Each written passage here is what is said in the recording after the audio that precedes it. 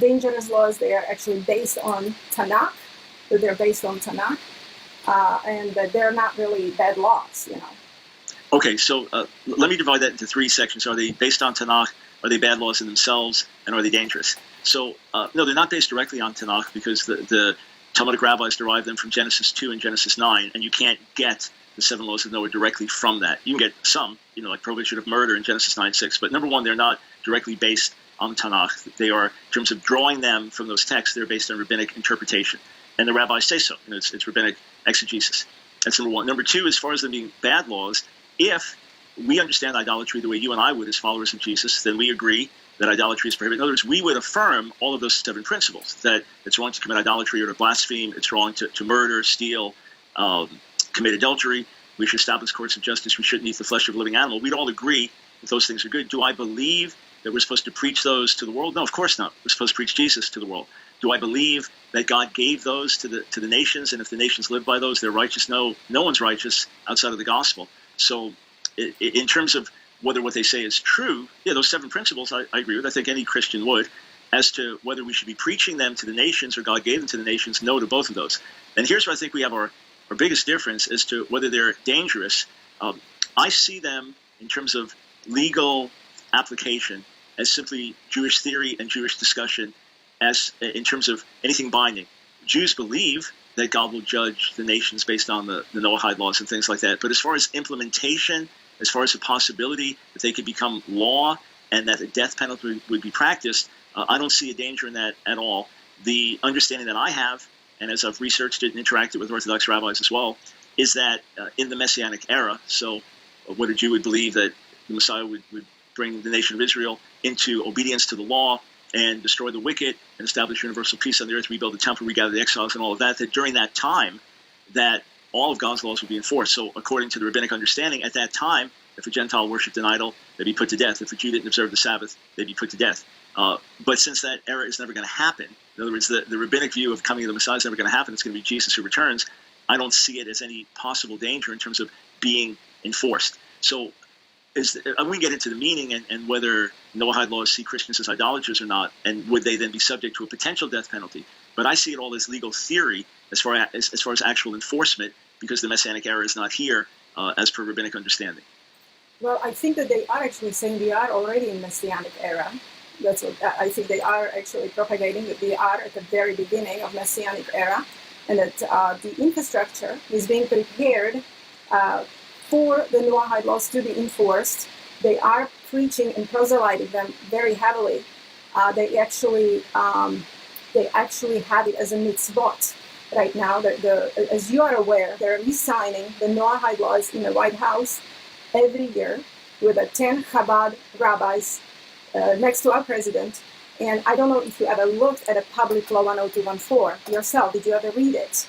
Because it says specifically in there, okay, that our nation was founded on the 7 Noahide laws. It says that they are incumbent upon all humanity, and unless they are enforced through education, they want to enforce it. Unless they are enforced, the world will be in chaos. In fact, are you aware of the fact that Vatican has signed up with the Noahide laws, with the rabbis from Israel in 2007, where they said that the Noahide laws are even above personal freedoms, okay? And they both agree mutually. We had Nostra Aetate, we had Vatican II. We know that there were changes in the Vatican as in relations to the Jewish people and how they view the Jewish people. And in 2007, they signed a document on the Noahide laws as being these laws are valid and they're about our personal freedoms. And also, United Nations is hosting Dr. Cohen, okay? He has a website, I believe it's noahidelaws.org, I believe. And they're preaching that this is the basically way to peace and security, all right? They're using the language peace and security, and they're believing that this is how they're going to bring the peace to the world, that the world will sign on and agree to the 7 Noahide laws. And Mr. Cohen is very vocal about even death penalty. He has put it on his website as one of the decapitation is one of the laws, laws for the prohibition, when you violate any of the 7 Noahide laws. Now, it's not only that Vatican and United Nations signed up, and White House, since Carter, and of course Bush Sr. has put it in the law, and it was kind of passed through trickery in a Congress with 4 congressmen, and they sent everybody home, and 4 congressmen just agreed, and since that time it's been signed every year, and Christians had no idea. This is highly unconstitutional. We don't agree with it, and we want it out of our White House. We want Noahide laws out. We do not agree in rabbinic interpretations of Noahide laws. We don't agree that they are biblical. They are totally rabbinic.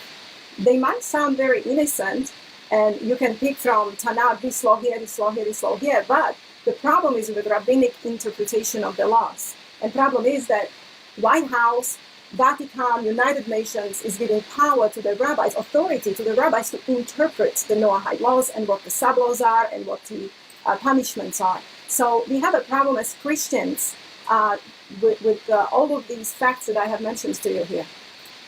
Yeah, well, first I appreciate the research that you've done and being this careful about it. And I have no desire to give Talmudic rabbis any authority over my life. I pray for them to come to know the Lord and know many who are very sincere and others that I have bigger differences with. But I have no desire to give them authority in my life, let alone over the life of the nation. So I agree with you on that thought. But just to respond, the reason that the Vatican, and I'm not Catholic, so the last thing I want to do is defend the Vatican. But the reason the Vatican signed on is because the leaders who are putting this forth have the view, which has been a widespread view, especially from the Middle Ages, and I'll give you specifics and sources in a moment, that Christianity is not idolatrous for Gentiles. They would say it is for me. They always say that. That's how I first heard about Noahide laws, when Orthodox rabbis started talking to me and mentioning the concepts, etc., and said if you're a Gentile, it would be permissible, but it's not. You're a Jew. So, for example, Rabbi Chaim Miller, in his biography of the Lubavitcher Rebbe, says this: while the notion of the Trinity is rejected by the absolute monotheism of Judaism, the Rebbe pointed to numerous halachic, so legal rulings, that the Trinity is not idolatrous for non-Jew as an acceptable form of worship for him. And it references in the Rebbe's talks, Likutei Sichot 25, if you can access that, page 192 and note 56, providing halachic sources that Christianity is not idolatry. Or, for example, Rabbi Louis Jacobs, who was maybe the top conservative Jewish rabbi scholar of the last generation, he refers to this, and he said this is a frequently quoted legal maxim. A Noahide is not enjoined to reject shituf, which I know that we'll get to and talk about. And what we see is over history that the prevailing view has become that Christianity is not idolatry for Gentiles. But bottom line is, for example, you mentioned Rabbi Cohen. I think we're talking about the same Cowen, Rabbi Shimon Cohen, who's one of the most outspoken Chabad rabbis, written extensively about Noahide laws, and is one of the contributors to the book, The Divine Code. He says this is the way that Jews, Christians, and Muslims come together as one for the betterment of the world. That's what I have an issue with, trying to have some united spirituality between Jews, Christians, and Muslims, and to push for that. But when the White House signs on and says we agree with that, they're agreeing, saying that this is what Christianity, Islam, and Judaism agree on. So what I still don't understand, when I was on with Adam, I really appreciated his graciousness. He was a great host and totally fair, and I appreciate that. But I still didn't understand this, how the leap could come. So I really want to hear your perspective. The only reason that these different groups are signing on is because they understand that this applies to 2 billion Christians and 1.5 billion Muslims and 14 million Jews, that we allegedly have this in common. If the rabbi said, no, actually, it's not like this. Actually, Christianity is idolatry. We didn't just tell you our full agenda. You think that the Vatican and the United States and everyone will say, oh, okay, you're the rabbis, you have authority. No, they'd say, well, that's not what we signed on for. So that's what I'm still missing. That to me, it's this giant leap to get from what you're saying to that this is now going to be somehow enforced. So I don't mean to be disrespectful when I say it seems like this massive leap to me, but please explain to me how you get from the one place to the other, if my question is clear. Yeah, I fully understand your idea of shituf. You have mentioned it in your video, so I have discussed shituf. I have researched shituf, and I know what they're doing. They are citing Rabbi Meiri of 12th century, who lived among Christians, and they are citing Tosafists, right? Tosafists also. Yep. I think it was like a grandson of Rashi, I believe. And so these are the two major sources that they are citing that supposedly agreed with the notion that Christianity is not idolatry. However, majority of rabbis came against it, and they are saying complete opposite. Majority of poskim are actually saying that Christianity is indeed idolatry. Okay, so this idea of shituf, what they're saying is that there are Christian denominations who belittle Jesus to a second status of a lesser God, and they even made a list of his denomination: Christadelphians, Christian Scientists, Dawn Bible students, JWs, Jehovah's Witnesses, Iglesia Cristo, Living Church of God, Oneness, Pentecostals, Unitarian Universalist, The Way, International, some Hebrew Roots movement that say that Jesus was just a rabbi, okay, but that they worship Hashem, the Church of God International. Now, when you say that all of these Vatican that understands, the Vatican understands that this is permitted for them to worship Jesus, and I know, Stephen, that you know that this recent Pope is actually having quite different opinion on Christ. Yes, he is. Right, he's having different opinion. He's kind of not saying Jesus is God anymore. Well, you know, actually, Pope Francis had sent, before he became the Pope of Rome, he had actually sent cardinals to Israel, to the Noahide Center there, just outside of Jerusalem, to train under the Noahide laws. He wanted them to learn those Noahide laws. And if you do any research, Brother Michael, you look on there and you can see that the Pope of Rome himself has made some major changes in the doctrine inside the Vatican. In fact, one of those is that they're no longer allowed to say the word Jehovah, not in prayers or anything. There are several other changes he's made as well, which I didn't kind of prepare for all these here. But yeah, there has been a lot of changes on that. And while you're preparing for your next thought there, one thing I do want to mention, and I don't know if you are aware of this, Dr. Brown, or not, but in the United States, if you go back, one of the things that caught my attention when it came to the Noahide laws is that if you go back, you will notice that in the United States for more than a decade, there were case after case after case in the United States trying to remove the Ten Commandments from all the courtrooms around the United States. And this was something that, of course, I was against it from the very beginning, because in my opinion, the Ten Commandments apply to both Jew and Gentile. I don't believe that there should be a separation. I don't even think you believe that there should be a separation when it comes to the Ten Commandments, as whether you're Jew or Gentile, because a Gentile is brought into the covenant. Covenant, if you want to call it the covenant of Israel, when you come into Jesus Christ, you come into that covenant. And so when we saw this, and of course, the ADLU was a lot behind that. And when I say that, a lot of this stuff, it troubles me to even bring it out, because that's my background as well. Both my family being Jews, but let's face it, the only people that ever really expose the evil that is inside of our own family, so to speak, are the Jewish people. It's the prophets. It was Isaiah, Jeremiah, Nahum. All the prophets always exposed it. And even in modern times, all the way up to this day, we've got some very prominent rabbis that expose the crimes that were done during the Holocaust, etc. So it's hard for us to say it, because this is our kindred as well. But at the same time, somebody's got to take that stand. And of course, if the Gentile does it, he's automatically labeled an anti-Semite. Well, I would like to go back. Okay, we'll back up. Let's stay on subject. My husband can go off subject very easily. Dyslexia. But I would like to stay on the subject of Shituf. Okay, I will send you personally some of the resources that are written only in Hebrew. Do you speak Hebrew? Do you read Hebrew? Yeah, I read Hebrew. Okay. Yeah, sure. So where they are, the rabbis are actually saying that Mary and Tosafot, that's not what they meant. It was mainly about oath, when the Jewish people had to take an oath, okay? And I can read it to you from the Divine Code. I mean, I have the Divine Code here with me. I have all of the pages. Because he has that book as all well. of the pages. Yeah. I've got it on Kindle. Yeah, so let me just say two things, okay. All right? Sure. All right, so I don't know if you've read the book by David Novak, a respected Jewish professor. Right. It's published by Oxford University Press, Littman Library of Jewish Civilization.